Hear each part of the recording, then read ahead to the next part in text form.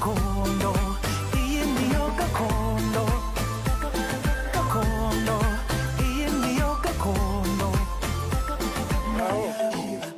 Muraho, muraho. Kuba turiho ni ikimenyetso ndashidikanywaho ko dufite abo dukomokaho. Kuba hari igihe tutari turiho ni ikindi kimenyetso ndashidikanywaho ko hari igihe tuzaba tutariho. Ariko uyu mwanya ni umwanya mwiza wo kujya inama kugira ngo tugire ipfundo dupfundika nk'abariho, kuko abo twasanze hari ibyo badusigiye, natwe hari ibyo tugomba kuzasiga. Hambere aha nkiri mu nteko ishinga amategeko nasuye ishuri ry'abana riri ahantu hitwa Kagugu. Mpageze diregiteri waryo ajya kunyereka abana bafite imyaka 4 biga muri Gardienne. Mpageze arababaza ngo uyu mugabo muramuzi? Utwana twose tuvugira rimwe ngo turamuzi. Noneho kubera ko hari igihe twagize televiziyo imwe, nkagira ngo utu twana koko twarambonye turanze. Avuze ngo abamuzi nimushyira intoki hejuru, twose dushyira intoki hejuru. Atoranyamo kamwe, arakabaza ngo uyu ninde? Gahita akavuga ngo ni tonto. Noneho kari agakobwa keza bigaragara ko ari ak'iki gihe. Abantu basa na politiki hari, abantu basa n'icyo barariye n'icyo baraye babonye. Karanezeza cyane, mfata kamera yanjye, telefone ndagafotora. Noneho diregiteri arakubwira ati okay, ni tonto ariko ni n'umudepite, uyu aba mu nteko ishinga amategeko, ni umudepite wacu.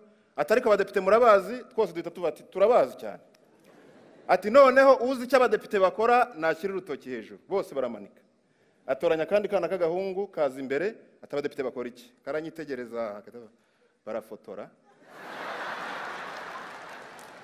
Uku ntangiye nagira ngo mbabwire ko impamvu bavuga ko umwana nta cyaha agira nuko ibyo asanze abantu bakora ari byo akora.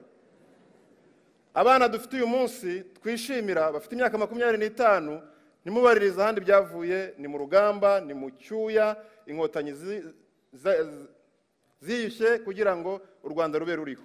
Batabaye bakora gutya, batabaye bameze gutya, nicyo cyaba ari ikibazo. Bampaye iminota ihagije, ndifuza gusagura iyo nzakoresha ubutaha. Ariko reka nkoreshe isigaye. Umuco w'abantu ni umurage bahabwa n'abakurambere babo. Ariko igihugu nicyo cyambere abantu baragwa.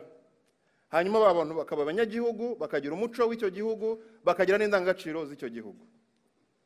U Rwanda rero ni igihugu ubundi cy'igihangange mu gace giherereyemo, ukirebeye mu rurimi twarazwe n'abakurambere, ukirebeye mu ndangagaciro abakurambere bacu badusigiye. Ariko twagize ingorane kuko abaha nabo hakurya hamwe indege yacu igwa badukoroniza. Ibyo abasemura ntibabivuga, nta usemura ubwiru. Bakigera iwacu intekerezo zimwe, ururimi rwacu rwatangiye guhungabana. Ariko ndashaka kubereka uburemere burimo kugira ngo bano bana turera tubakangurire kuba abanyarwanda. Nibamara kwemera ko kuba umunyarwanda ari ugukora no kuzagira umurage usiga, tubafashe kubigisha ururimi n'indangagaciro zacu, kuko bihishemwe ubwenge utasanga mu ndimi z'ahandi. Bijya guhungabana ndabaha ingero nkeya kugira ngo mwumve ko twari twinjira, ariko ubundi dufite umuco n'ururimi biremereye cyane. Baba padiri bacu baje babera, ubundi baje batitwa abapadiri. Ariko kubera ko baje batanga ibintu harimo n'umuceri, buriya batanze umuceri ubashiranye. Igitondo kimwe abaturage b'iwacu Ishangi bajya gusaba umuceri, bababonye noneho baratangira ngo mesheri zami, mesheri zanami, padoli.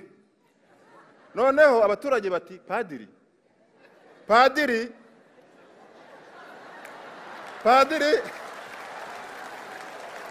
Nimukora ubushakashatsi murasanga nta muntu wigeze avuga ko aba bapriste bacu ari abapadiri, usibye abaturage babwiwe ngo padoli, bo bagahita bavuga ngo padiri. kari katangiye kuba. Ibindi ni ibintu bisanzwe, aho abangaba ba hano bageze ahitwa mu Kigaga, ni muri Nyamasheke, bahambukira, hari ibintu bibiri bijya kwitiranwa, icyitwa buringiti na burangeti. Abakurambere bacu batubwo n'uburingiti bimwe biyorose, ariko se ururimi rwacu ruhishe mwiki umuntu yakirata abandi bateranye? Abize amategeko n'abatarayize muzi ibintu by'ibyaha, ibyo bita jenoside, ibyo bita crimes against humanity, ibyo bita aggression. Iwacu kugira ngo wumve uburemere bw'uko ikintu cyose umuntu akoze agikoreye umuryango nyarwanda nawe yabaga arimo, bakanamuhana bamushyiramo, baravuga ngo niba bampora iki, Imana imbabarire, wenda yishe umwana we kuko twarabigize mu mateka yacu. Ntabwo bashaka kuvuga ngo yakoze jenoside cyangwa se ngo ne criminal. Baravuga ngo yikoze mu nda. Murumva ukuntu biremereye? Kwikora mu nda nuvuga ngo yakoze icyaha akikoreye nawe abihombeyemo, biraremereye ku buryo uvuze ngo ngiye kwikora mu nda ushobora kubireka. Ariko twageze abantu bakora ibyaha mu ndimi z'ahandi bakabikora nkaho ntacyo batwaye, nkaho nabo batarimo, cyangwa se bakavuga ngo yihekuye. Murumva bitaremereye? Ya indi yashize. Hanyuma reka mbahe n'akandi gato ku bintu byo kuramukanya, mwumve ukuntu u Rwanda n'umuco warwo uremereye. Ahandi baravuga ngo bonjour, bonne nuit, au revoir, ariko iwacu baravuga ngo mwaramukanya amahoro. Abakurambere bawe, wowe n'abazagukomokaho bababumbira hamwe, mwaba muri amahoro.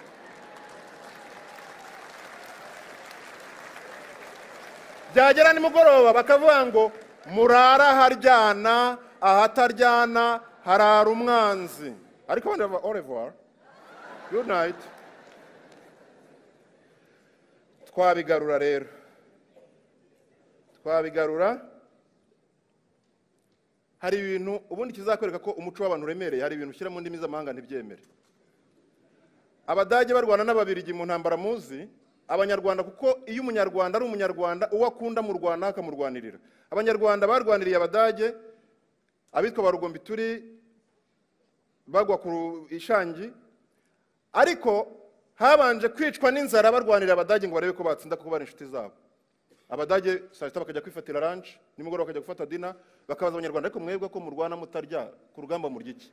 Abanyarwanda bati no, iyo turwana turya umujinya. Hanyuma se umujinya washira mukarya iki? Turya karungu. So ibyo ngibyo ngira ngo kano uza kuvuga aramutse abivuze mwabyumva cyane, kuko intambara y'inkotanyi yaranzwe no kwizirika umukanda, abantu bakarya umujinya bakarya karungu. None dufite igihugu. Niba hari icyo turwanira rero, niba hari aho dushaka kugera, niba hari icyo dushaka kugeraho, we make sure ko abana bacu tubareze tukanabigisha ko iyo umunyarwanda arwana ntawe ugira mu byo kurya, ntajya kubaza ngo byahiye, arabanza akaramugiza urugamba akabona kugezwaho ibyo gufungura iyo ari ngombwa.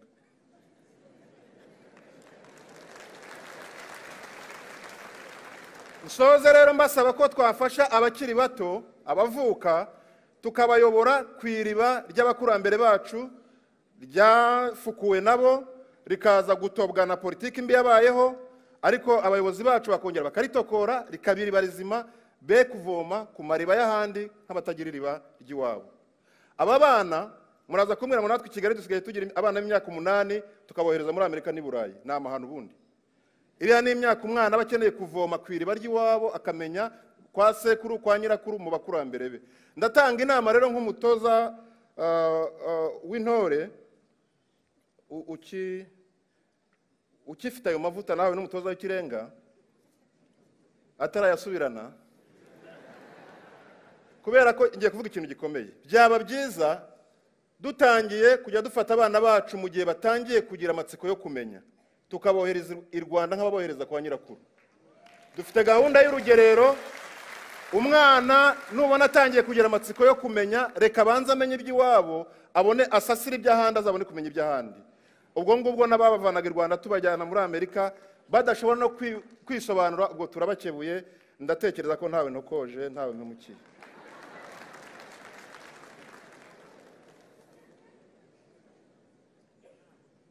So muri 2020 imyaka 25 izaba yuzuye neza twibohoje. Hari ibintu numva natanga inama ko byasigara inyuma muri iyi myaka 25. Hari abantu bayobye bakoresha imbaraga zabo zose z'ubuzima bwabo mu nzira yo kuyoba ku buryo aho bageze badashobora kubona izibagarura. Ariko bene abo urababwira ngo abana mubyaye mwirinde ko bakomeza inzira yo kuyoba, kuko iyo wabyaye umwana ukayoba ukamubyarira mu buyobe, uwo mwana ugashaka ko akomeza muri iyo nzira we ntayoba arayobagurika. Yaba ari amahano rero tubafashe. Abarata inkovu z'imiringa mubibutse ko ntawe utungwa n'ibyo yariye, umuntu atungwa n'ibyo yahunitse. Ariko kandi nimubona babavuna mubabwire ko wanga kujya mu isoko rikanga rikarema. Tagiye mu isoko ntibiribuza kurema. Abanyarwanda kuva kera hari ikintu bazi twagomeza kubungabunga. Iyo ugize ibyago uwawe akagirana ikibazo n'ingoma, ntushobora kumutera inkunga iyo ari yo yose utagishije inama ingoma. Ko mugasigarane banza kazadufasha. Ntabwo bishoboka. Ibyo byabaye ubwo Rwabutogo yasabwaga na mushiki we kumuha inka, yarasenzwe na Musinga kubera ko yashaka kubatizwa, ariko Rwabutogo aravuga ngo ubwo ufitanye ikibazo n'ingoma reka manze njye kubaza ingoma ko kuguha inka ntacyo bitwaye. Uyu munsi rero umuntu arikora, umuntu waduhemukiye niba hari uwakoze ishyano Musanze mu gitondo ari mwene wanyu ugashaka kujya kugomeza kugendana nawe yagiranye ikibazo n'ingoma utagishije inama ingoma ubukoze amahano.